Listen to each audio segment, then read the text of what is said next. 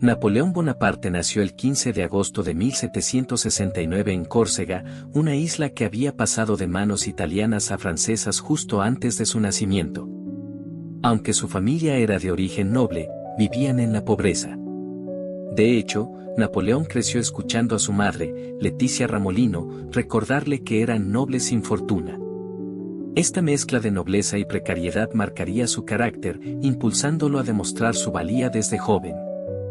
Su padre, Carlo Bonaparte, logró asegurar una beca para Napoleón en la Escuela Militar de Brienne en Francia, lo que le abrió las puertas al ejército francés.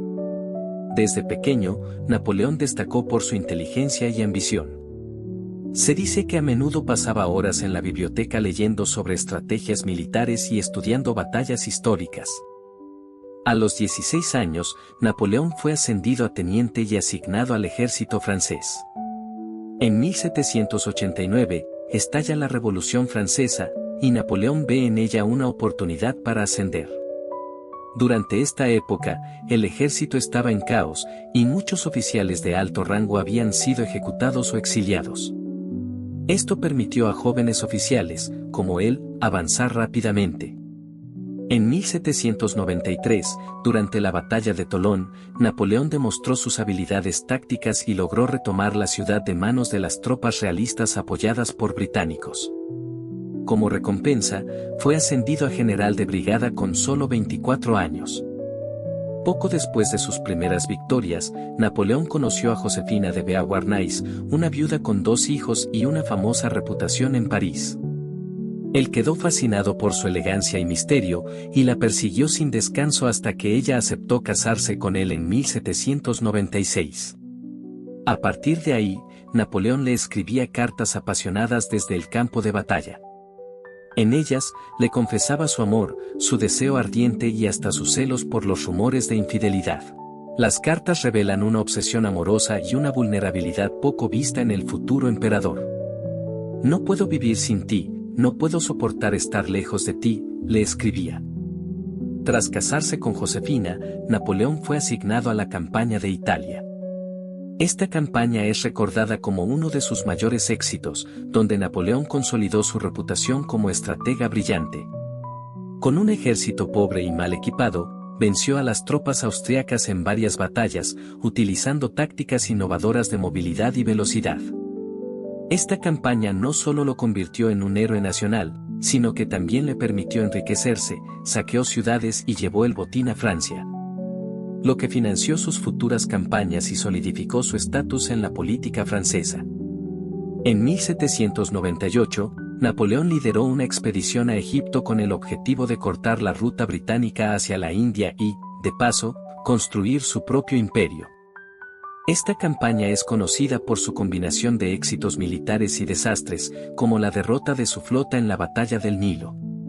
Sin embargo, Napoleón regresó a Francia antes de que el fracaso se hiciera público, controlando la narrativa para hacer parecer que la campaña fue un triunfo. Además, esta expedición contribuyó al descubrimiento de la piedra Rosetta y al inicio de la egiptología, ampliando el legado cultural de su aventura. En 1799, Napoleón aprovechó la crisis política en Francia para ejecutar un golpe de Estado. Con la ayuda de aliados políticos y del ejército, derrocó al Directorio y se nombró primer cónsul de Francia. Este golpe lo convirtió en el líder de facto de Francia. De inmediato, estableció reformas, como el Código Civil Napoleónico que reorganizó las leyes francesas y se convirtió en la base de los sistemas legales en muchos países. En 1804, Napoleón se proclamó emperador de los franceses en una majestuosa ceremonia en Notre Dame, en la que, en lugar de permitir que el Papa lo coronara, tomó la corona y se la colocó él mismo. Este acto de autocoronación simbolizaba que su poder no dependía de nadie más que de él mismo. Napoleón convirtió a Francia en un imperio y buscó expandirlo, luchando contra coaliciones de potencias europeas. Durante este periodo, el arte, la arquitectura y la cultura de Francia florecieron bajo su patrocinio, en lo que se conoce como el estilo imperio. Una de sus victorias más célebres fue la batalla de Austerlitz en 1805, donde venció a los ejércitos combinados de Austria y Rusia en una batalla que se considera una obra maestra de la táctica militar.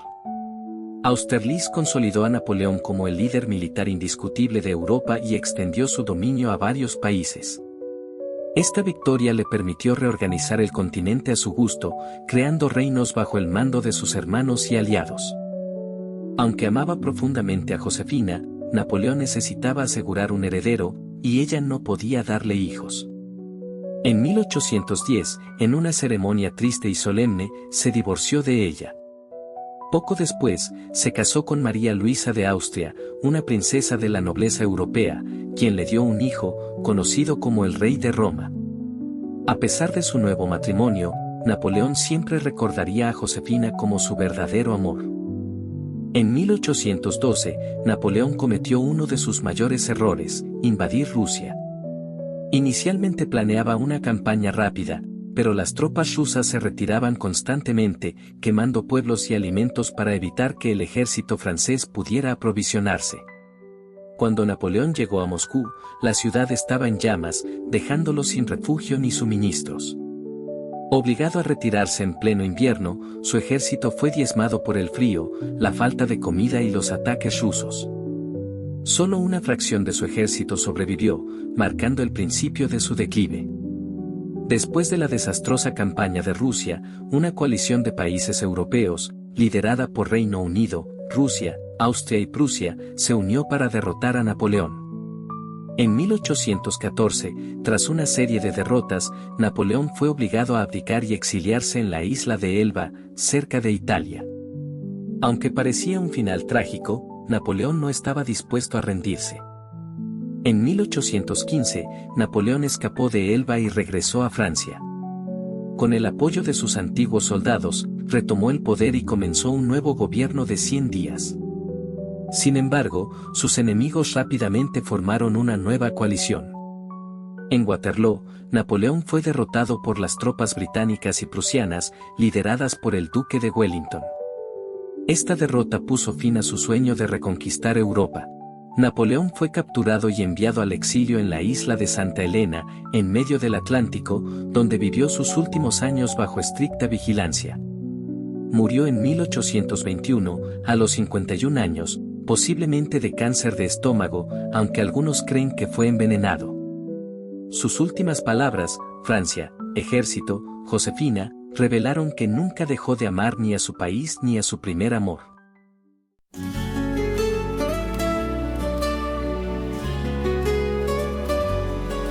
Un sueño, un deseo sin fin, en su mirada el fuego de un sinfín. Quiso callar en Europa su nombre, cambiar el destino, grabarlo en bronce. La historia lo llama con voz que no muere, un eco eterno que en sombras se envuelve, leyendas de gloria y actos de ambición. Un hombre en la cima, un hombre en prisión, huella de un emperador que el tiempo no borró. Ley y guerra fueron su canción, en cada rincón su voz aún se oyó, pero el tirano nadie lo olvidó. Su código vive dictando razón, palabras que cruzan frontera y nación. Una ley en la mano, el acero en la otra, su visión aún arde como el sol en la aurora. Pero el poder trae sombras y dudas, ¿fue libertad o solo ataduras? Marchó en su caballo con mirada firme, por la gloria del hombre o el miedo a rendirse. Huella de un emperador que el tiempo no borró, ley y guerra fueron su canción, en cada rincón su voz aún se oyó, pero el tirano nadie lo olvidó.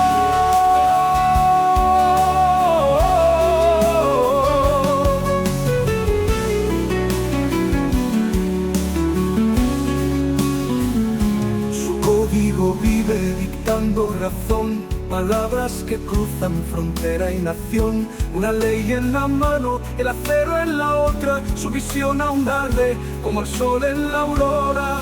Pero el poder trae sombras y dudas, ¿fue libertad o solo ataduras? Marchó en su caballo con mirada firme, por la gloria del hombre o el miedo a rendirse.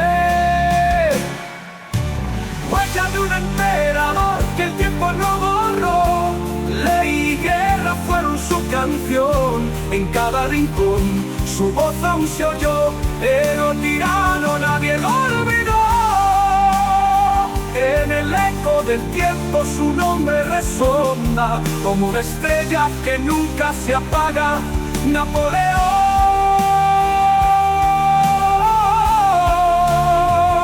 su legado es su pena.